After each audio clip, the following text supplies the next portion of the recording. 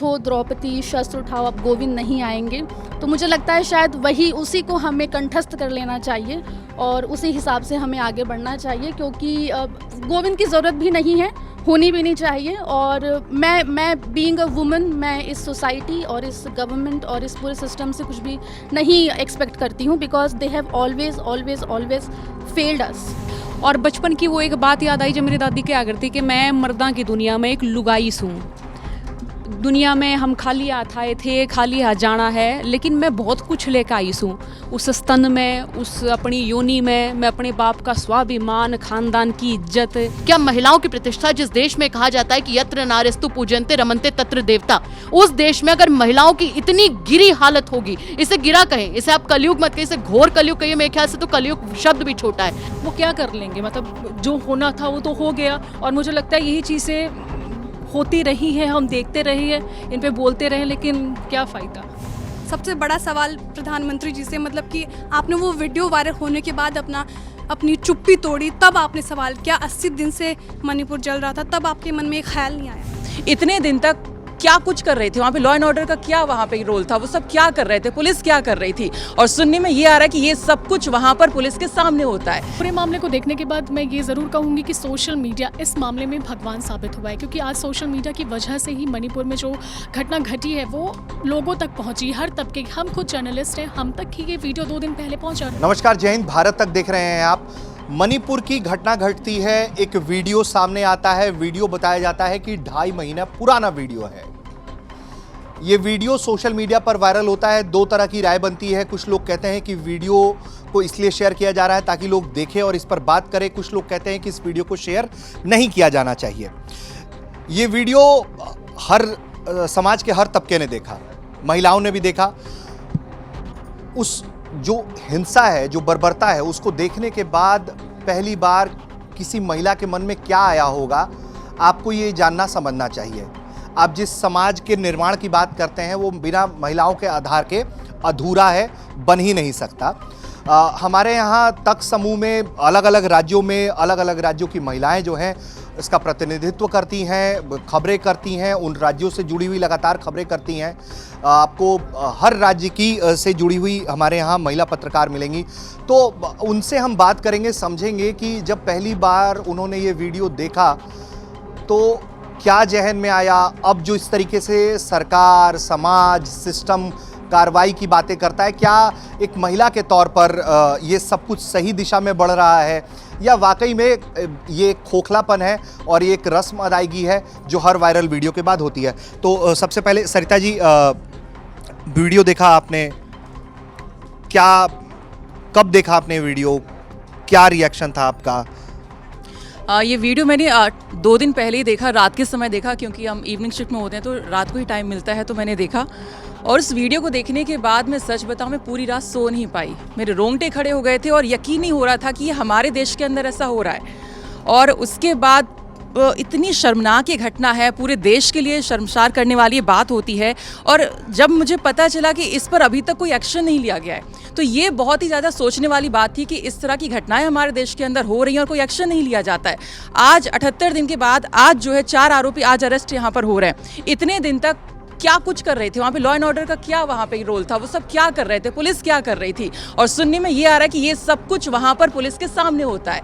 जब ऐसी घटनाएं हमारे देश के अंदर होती हैं तो कहीं ना कहीं पुलिस पर से भरोसा उठ जाता है। चाहे वो घटना मणिपुर में हो या कहीं पर भी हो, हमारे देश के किसी भी कोने में या कहीं पर भी होती है, तो कहीं ना कहीं महिलाएं अपने आप को वैसे तो पहले से असुरक्षित महसूस करती ही आ रही हैं, लेकिन अब और भी ज़्यादा करेंगी, क्योंकि पुलिस का बहुत बड़ा रोल होता है, क्योंकि इमीडिएट वहाँ पर ग्राउंड पे वही मौजूद होते हैं। उसके बाद आप सरकार, शासन पे बात कर सकते हैं।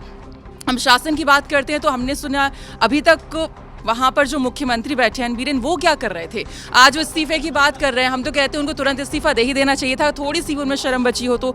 आपके क्षेत्र में इतनी बड़ी राज्य में घटना हो रही है, आप क्या कर रहे हैं? FIR भी अब पता चलता है कि 18-19 मई के करीब वो दर्ज होती है, 4 मई की घटना होती है। तो इतना ज़्यादा जो वक्त यहाँ पर दिया गया, क्यों दिया गया? हज़ारों लोग वहाँ पर विस्थापित हो चुके हैं, पता नहीं कौन कहाँ पर गया है, डर के साए में वहाँ पे एक समुदाय के लोग वहाँ पर जी रहे हैं। तो चाहे इस सब की वजह जाति से रिलेटेड हो, जो भी रीज़न कुछ भी हो, लेकिन जो वारदात हुई है, जो घटना हुई है, वो बहुत ही ज़्यादा दुखद है और शर्मनाक है और रोंगटे खड़ी करने वाली है, और उम्मीद करेंगे ऐसी घटना कभी दोबारा से ना हो, और इसीलिए सख्त से सख्त एक्शन लेना बहुत ज़रूरी है इसमें।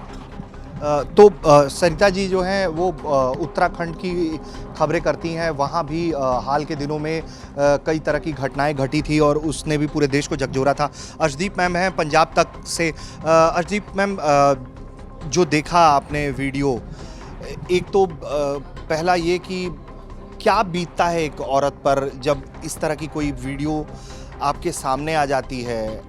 आप लोग मतलब हर कोई लाचार महसूस कर रहा होता है, लेकिन बतौर महिला मुझे लगता है कि ये पीड़ा उससे बहुत अधिक है और बहुत आगे की पीड़ा है। मैंने वो वीडियो देखा ही नहीं है क्योंकि मेरे में हिम्मत ही नहीं हुई उस वीडियो को देखने की। सुबह मैसेज आता है हमारे सर का और वो कहते हैं कि इतना मतलब एक सेंसिटिव एक वीडियो है जिसको हम नहीं चला सकते, और बस यही वीडियो मैंने देखा। बाकी मैंने पढ़ा, सुना, और वही रोंगटे खड़े कर देने वाला है। मुझे लगता है कि मेरे में इतनी हिम्मत ही नहीं है कि मैं उस वीडियो को देख पाऊँ। कार्रवाई की बात हो रही है, कुछ ऐसा एक्शन कि अगली बार कोई ऐसा कर ना पाए। निर्भया एक बहुत बड़ा केस था 2012 दिसंबर में, और हमारे देश में 86 मतलब एवरेज रेप होते हैं।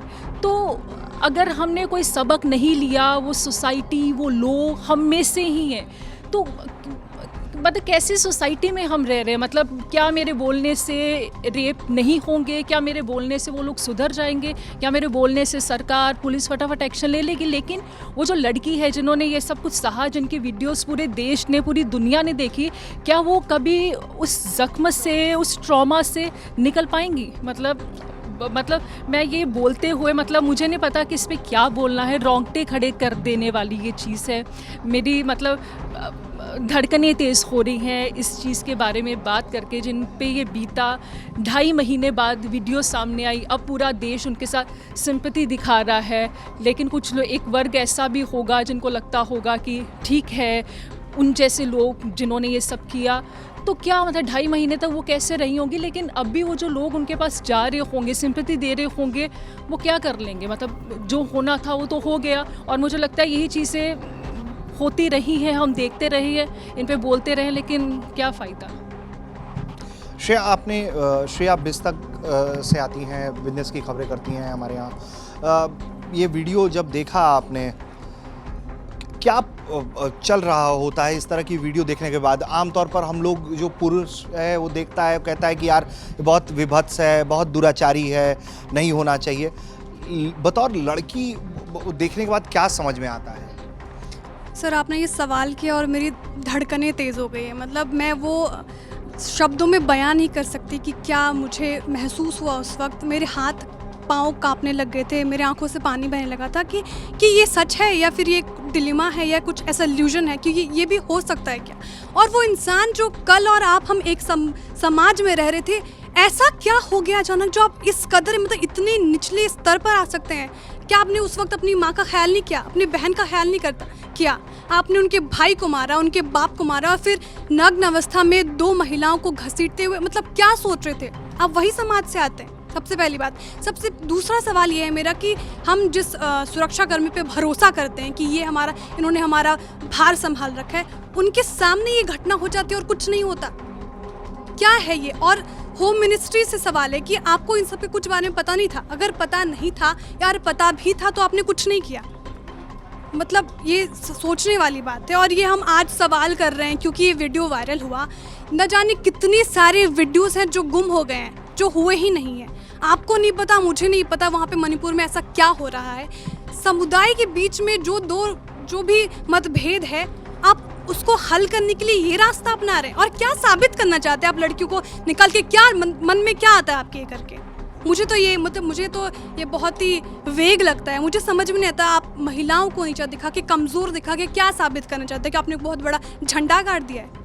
सबसे बड़ा सवाल प्रधानमंत्री जी से, मतलब कि आपने वो वीडियो वायरल होने के बाद अपनी चुप्पी तोड़ी, तब आपने सवाल किया। 80 दिन से मणिपुर जल रहा था, तब आपके मन में एक ख्याल नहीं आया? आकांक्षा जी हैं, मध्य प्रदेश से आती हैं और मध्य प्रदेश की खबरें करती हैं हमारे यहाँ। आकांक्षा जी, एक तो पहला ये कि आपने जब ये वीडियो दिखा तो आपका रिएक्शन, और मेरा इससे आगे का ये भी सवाल है कि इस देश में महिला बाल विकास जैसी मंत्रालय भी है इन सब घटनाओं के बीच, और हर बार इस तरह की बातें हो रही होती हैं कि ये नहीं होना चाहिए, ये होना चाहिए। तो एक तो आप जब देखती हैं इस तरह की चीज़ों को, तो ये क्या क्या क्या महसूस कर पाते हैं आप लोग? क्या होप्स दिखता है या क्या मतलब सब कुछ? होप तो कुछ नहीं है वैसे। क्या महसूस किया, मुझे लगता है मुझसे पहले 3 जिन मेरी साथियों ने ये बात कही, एग्जैक्टली वही मैंने महसूस किया। मैंने वो वीडियो देखा, रात का वक्त था, और उस वीडियो को देखने के बाद कुछ समय तक मेरी क्या हालत थी ये आप सब लोग भी जानते हैं, क्योंकि मैं उस चीज़ को प्रोसेस नहीं कर पा रही थी। और ये कह देना कि वीडियो सामने आ गया इसलिए हम लोग इस तरीके से आज रिएक्ट कर पा रहे हैं। जैसा कि अर्शदीप ने यहाँ बताया था कि ऑन एन एवरेज इस देश में 86 रेप रोज़ होते हैं। मणिपुर में पिछले 70-80 दिनों में क्या चल रहा है सबको पता है। वो एक वीडियो हमारे सामने आ गया तो हमारे रोंगटे खड़े हो गए, हम लोग एकदम से वोक हो गए। हमें ख्याल आने लगा कि महिलाएं किस तरीके से इस पूरे वॉर जोन में प्रताड़ित हो रही हैं। इससे पहले दिल्ली का गैंग रेप कांड था, निर्भया कांड जिसके नाम से वो जाना जाता है। हाथरस में कांड हुआ। इसके अलावा बहुत सारे रेप्स, जैसा कि वही 86 रेप वाली बात, ये NCRB का ये डेटा कहता है। तो 1-2 वीडियोस हमारे सामने आ गए और हम लोग जाग गए और हम लोग जो है एक सभ्य समाज की तरह हम मांग करने लगे कि इस पूरे मामले में एक्शन लेना चाहिए।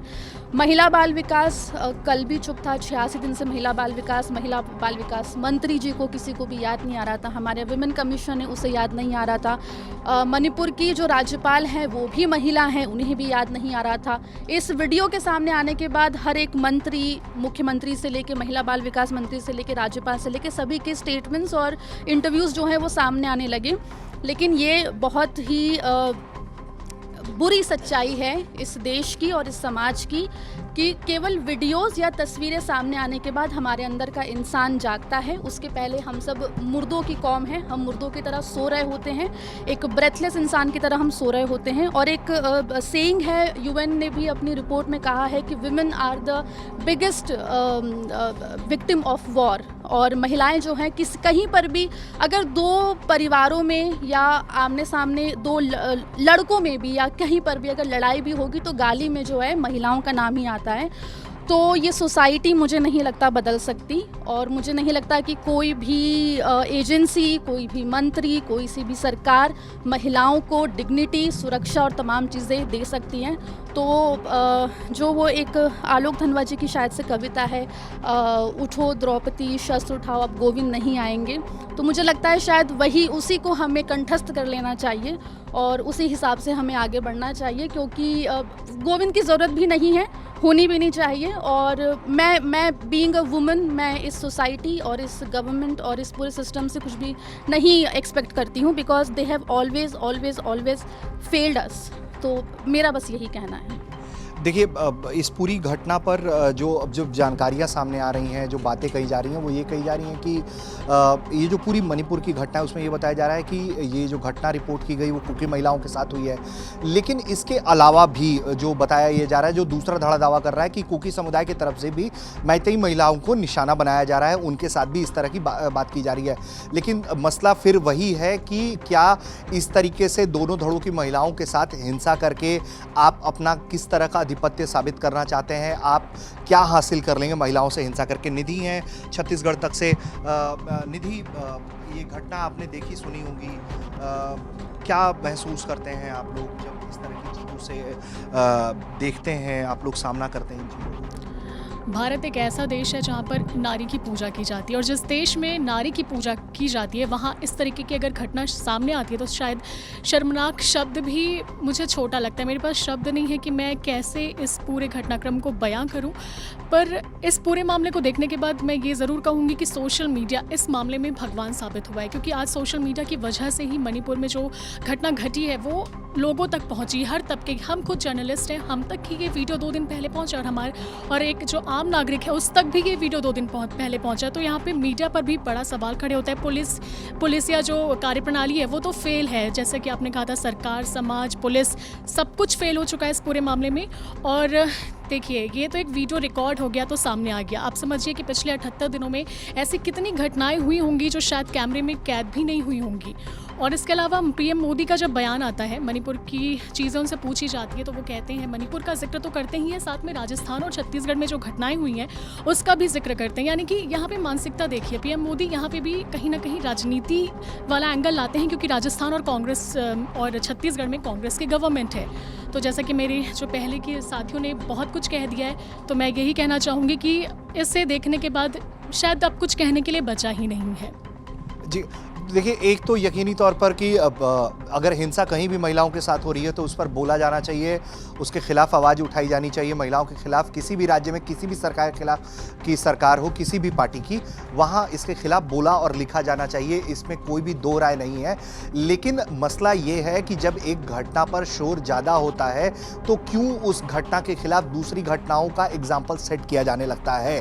ये ज़रूर बात है और बहुत सही बात है कि महिलाओं को न्याय मिलना चाहिए, वो जिस राज्य से भी हों, उनके खिलाफ जो भी हिंसा कर रहा हो उस पर उन्हें न्याय मिले, जरूर मिले।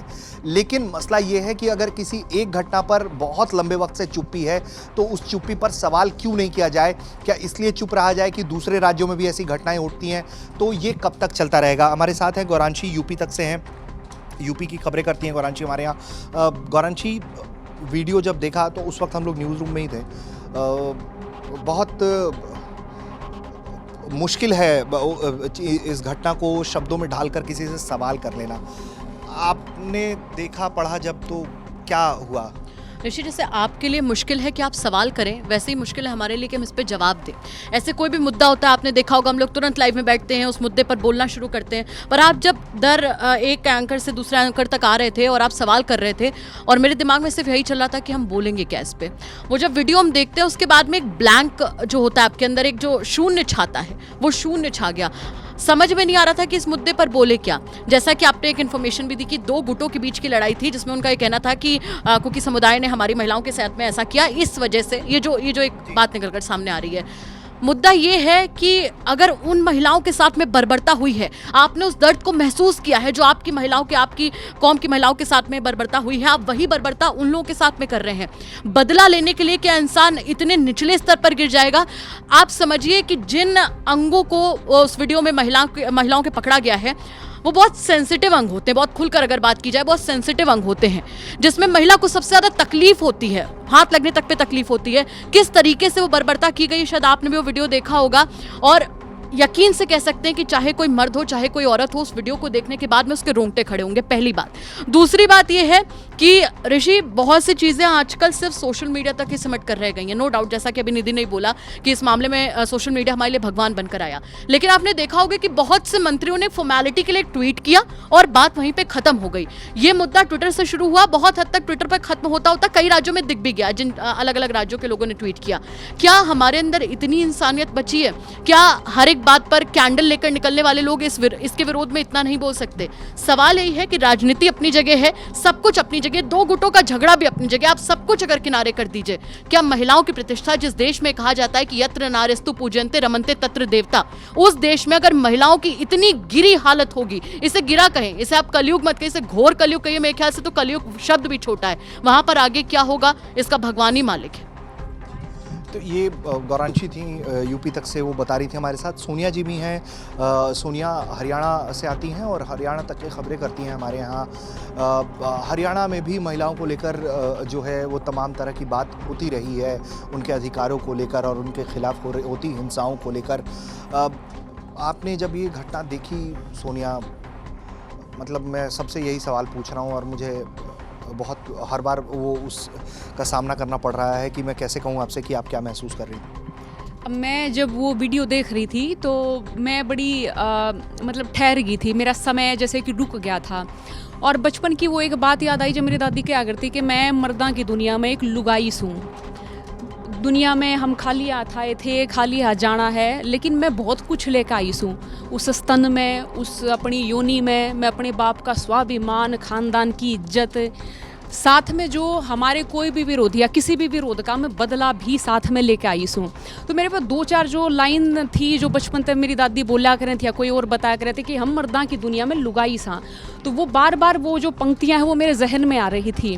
फिर जब हमने इस पूरे मसले को देखा कि 2 ट्राइब्स का ये आपसी विवाद था, वहाँ भी औरतों के साथ हिंसा हुई, यहाँ भी औरतों के साथ हिंसा हुई।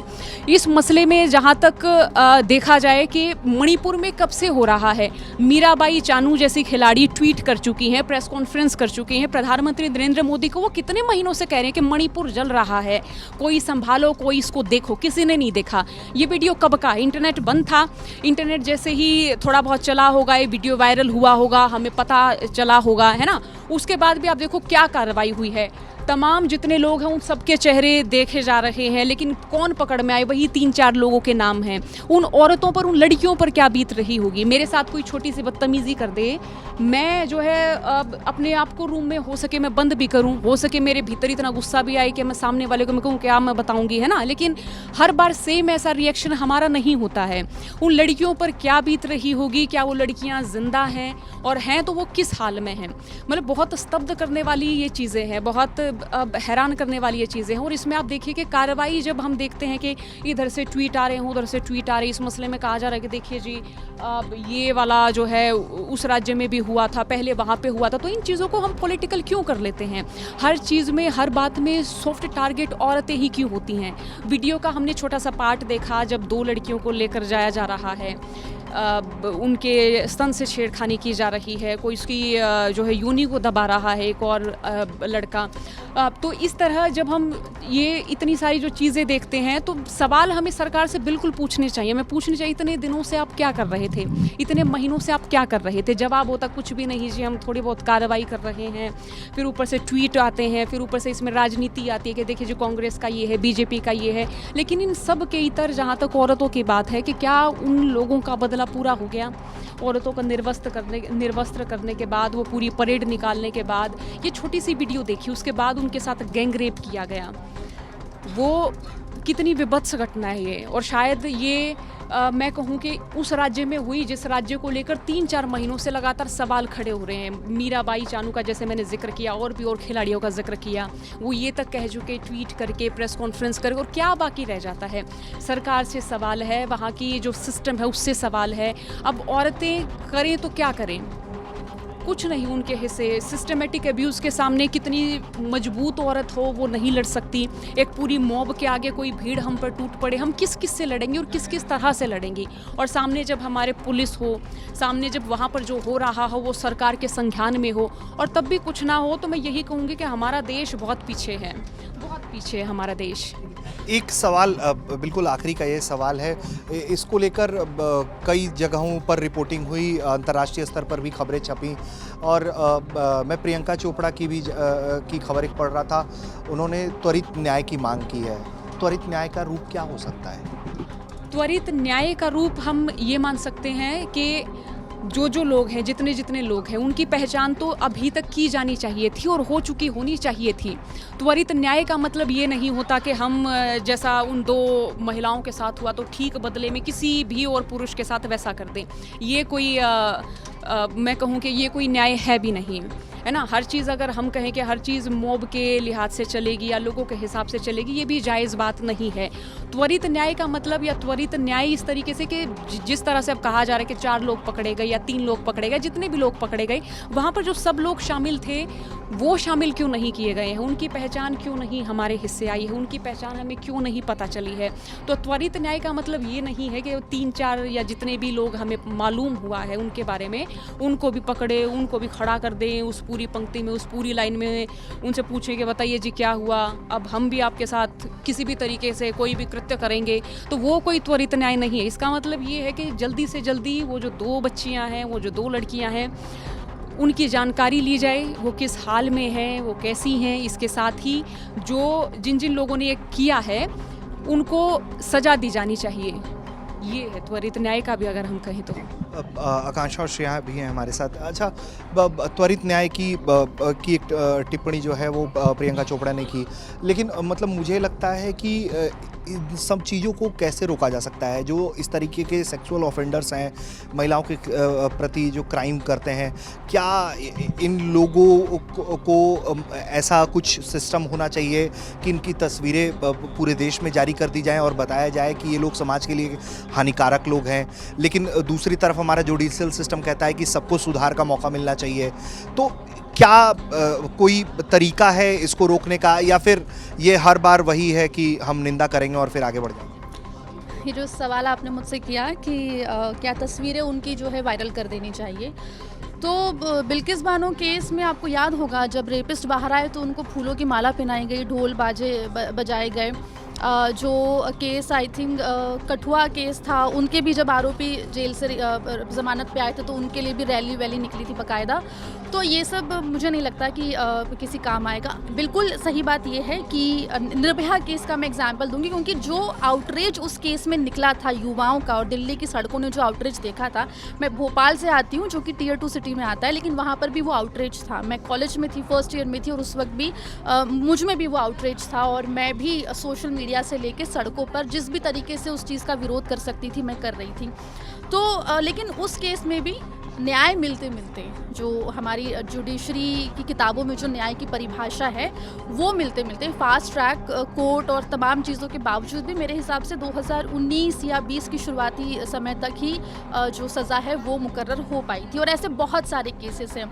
तो ये सब चीज़ें फास्ट ट्रैक यानी कि रियल टाइम फास्ट ट्रैक होनी चाहिए, और उससे ज़्यादा बड़ी ज़रूरी चीज़ ये है कि जब तक आप पुरुष समाज और घर में कंडीशनिंग नहीं सुधारेंगे तब तक नहीं होगा। अगर लड़का देख रहा है कि पापा जो है वो मम्मी को थप्पड़ मार देते हैं और मम्मी कुछ नहीं कहती है, बेटी भी वही सीखती है कि ठीक है पति आगे चलकर थप्पड़ मार देता है, बेटा भी यही सीखता है कि ठीक है मैं अगर पति बनूंगा तो मैं थप्पड़ मारूंगा।